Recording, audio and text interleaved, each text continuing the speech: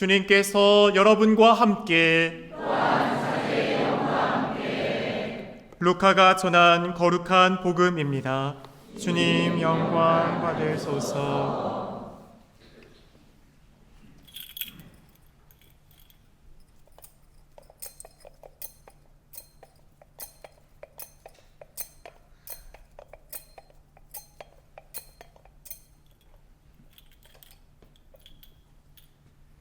주간 첫날 새벽 일찍이 그 여자들은 준비한 향유를 가지고 무덤으로 갔다.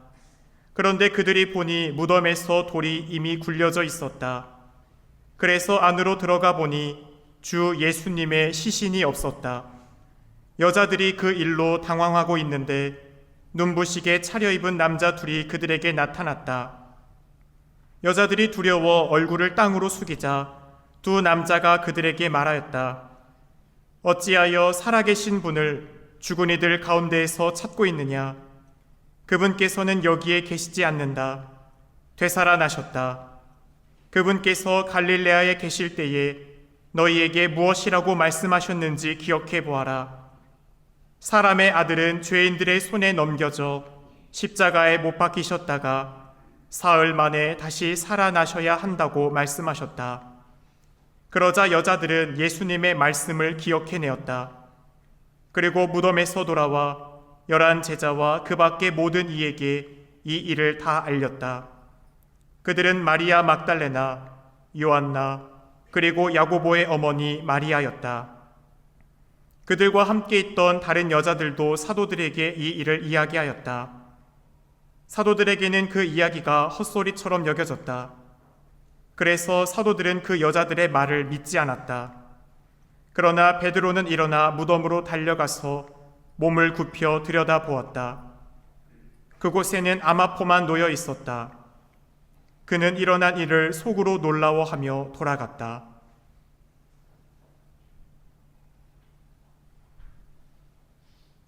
주님의 말씀입니다. 그리스도님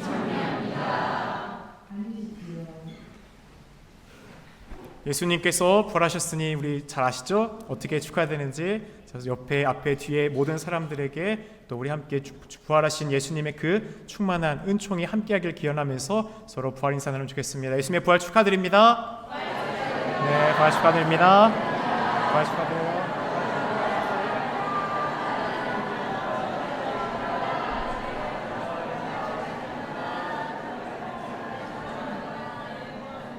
그래요. 부활을 진심으로 다시 한번 축하드립니다.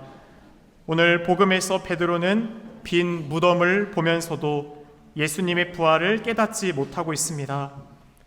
그 이유는 예수님의 순환을 암시하고 있는 죽었다가 살아난다는 성경 말씀을 제대로 깨닫지 못했기 때문입니다. 즉 예수님의 부활은 그냥 다가오는 것이 아니라 반드시 순환과 죽음을 동반한다는 사실을 말해줍니다. 예수님께서는 영광스러운 변모를 통해 우리에게도 분명히 보여주셨습니다. 예루살렘에 올라가 겪으실 순환과 고통 뒤에 부활의 영광이 있다는 사실을 말입니다.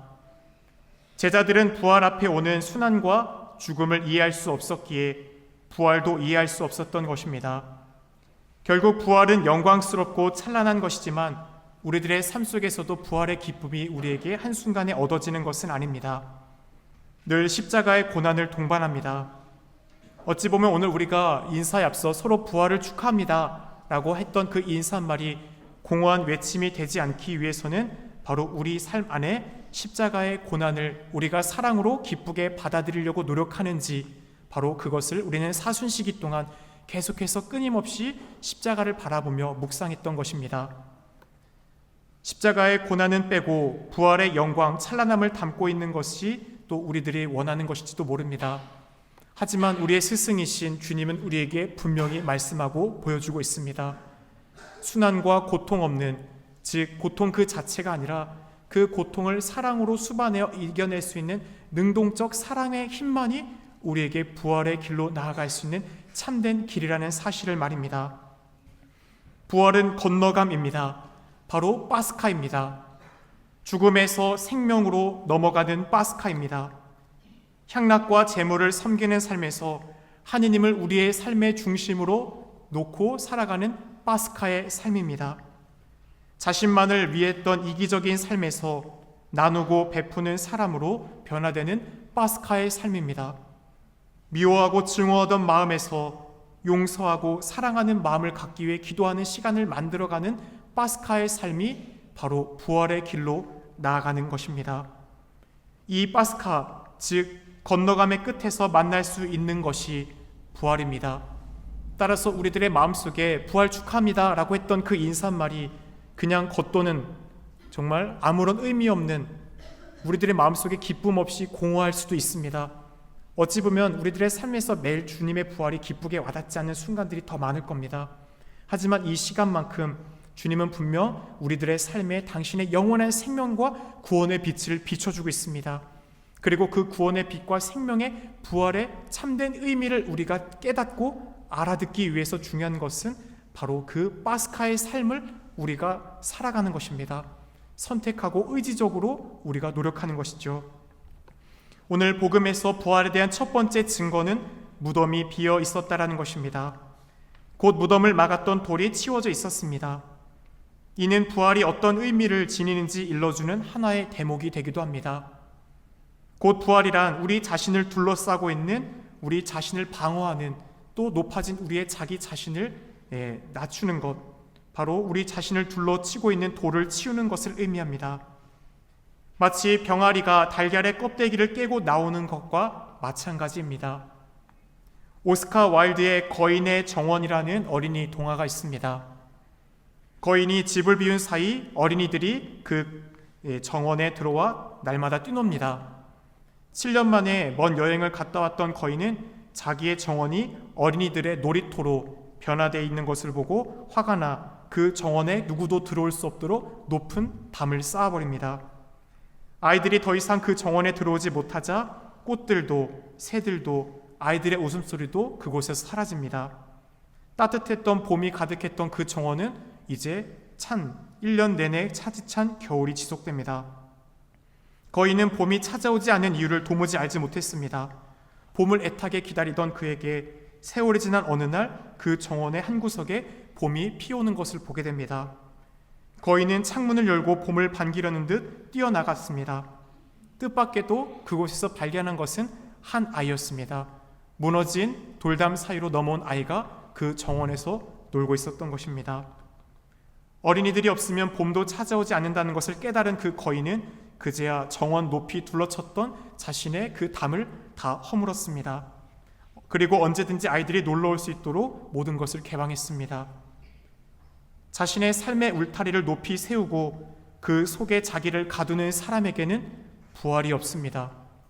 우리네 삶 속에 우리는 자신의 편안함과 안락함을 위한 보이지 않는 선을 만들거나 벽을 쌓고 또 그 가운데 머물려 합니다. 어찌 보면 우리네 관계성에서 상처받기 싫어. 너 나에게 더 이상 오지 마.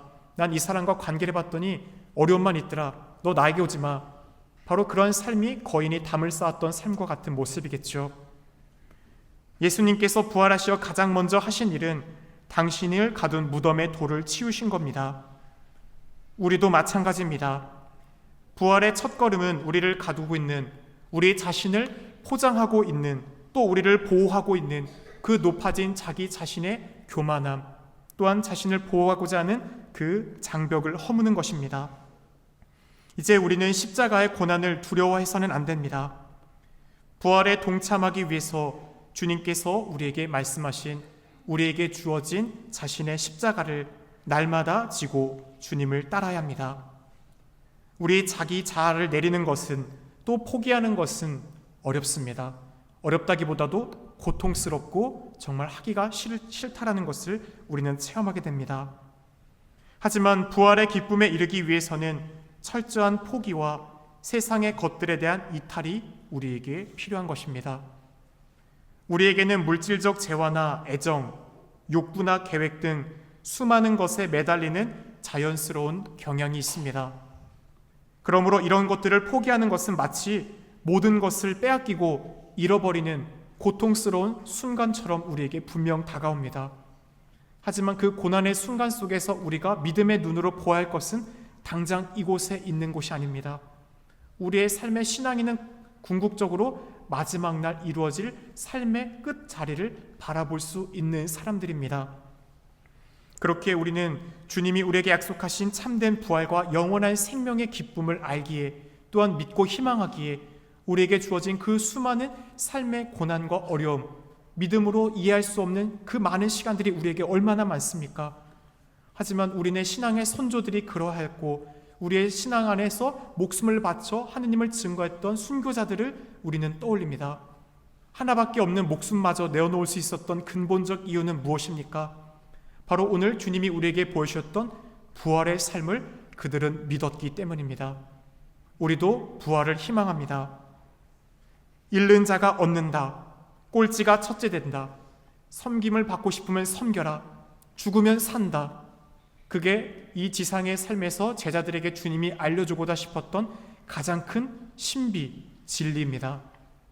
바로 죽으면 산다는 그 신비가 십자가에 있습니다. 자기 목숨을 구하려는 사람은 목숨을 잃을 것이고, 나 때문에 자기 목숨을 잃는 사람은 목숨을 얻을 것이다 라고 우리의 스승이신 주님께서는 우리에게 말씀하셨고, 실제로 한 알이 밀알이 되어 땅에 떨어져 100배의 열매를 맺는 삶을 우리에게 몸소 보여주셨습니다. 세상의 것들에 대한 이탈과 자기 자아를 포기하는 죽음을 받아들이는 사람은 그 가운데 생명의 길을 발견합니다. 그렇기에 주님이 우리에게 말씀하셨던 진복팔단의 행복한 사람들, 마지막 하느님 안에서도 그들은 땅을 차지하고 하느님을 바라보며 행복을 누리지만 이미 그 믿음 안에서 행복할 수 있음을 주님은 우리에게 분명히 선언하셨습니다.